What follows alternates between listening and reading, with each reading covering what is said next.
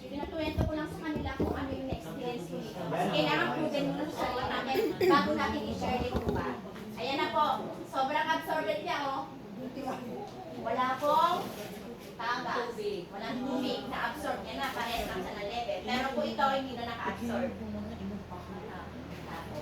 Hanggang ngayon, may tunog pa rin siya. Hindi po ba kita-kita niyo yung difference kung saan talaga siya yari? Made in recycled paper. Kaya dito na po kayo sa FC Biosanitary. Safe na, protected pa, at pwede nyo i-share sa inyong pamilya. At nailigtas nyo pa sila sa iba't ibang uri ng sarapa.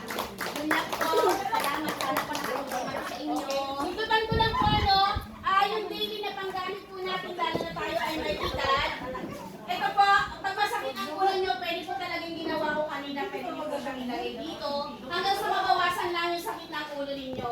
And then, ito po, kung kayo ay may nahihilo, nasa labas, nasa face mask ko po ito, kasi ako ay umiikot na sa buong Ilocos Norte, opo, at saka sa Visayas region po. So, yun na po yung naaabot ko ngayon, kasi ako po ay talaga ay nag-demission na maraming sakit ang Pilipino na hindi nakakapagpa-doktor. So, dito pa lang, kung maagapan natin, ay magandang, malaking bagay po yun. Ano po? So, pwede siyang ilagay sa face mask. Maaaring nagtatawa po kayo ngayon, pero pag ito ay may hika, marami na itong nailigtas na buhay. Kung kayo ay may sakit sa puso, itapan nyo lang din po ito dito. Ilagay nyo lang po dito. Kaya salamat po sa pakikinig, sa mga nakikinig. Salamat po kasi ang hirap po magsalita sa harap.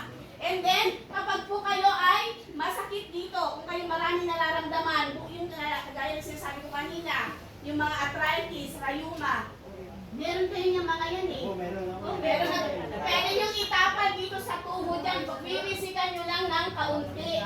Kunting basa lang. Bakit po? Para po yung mga ingredients mag-activate lahat. So ilalagay nyo lang po yan sa tuhod po dito. Kung kayo ay maraming lamig sa likod, sa katawan, itapal nyo po yan sa inyong likod. Pwede po yan itapal sa likod. Sino po yung tinapalan kanina? May tinapalan kami kanina.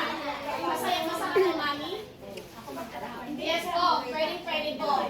So, yan po yung technology ngayon. Yung iba, hindi po naiintindihan na marami po ang natutulungan ng FC Bio natin. So, sa mga gusto po, mga interesado, sa'yo, pwede pong bumili kay Press Charity. Magsabi lang po kayo kasi nandito po siya lagi. Pwede po kayong magsabi sa kanya. At kung may mga tanong pa kayo sa mas malalim na presentation, pwede po kayong upuan para magpaliwanag pa po. Then sa kitaan, tsaka na lang po yun. Ang magkano ang isa nito? 12.50 po. Yes, 12.50, 2.50 po per pack. And then, syempre, ito po ay product. Yung iba, may mga nakapasok sa atin, mga backdoor, na nagagaling sa China, Malaysia, mga fake po yun.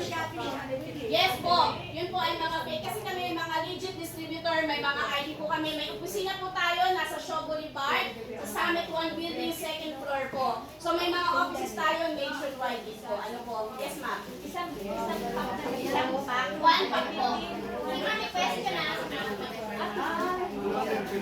Yes po. Yes ma'am.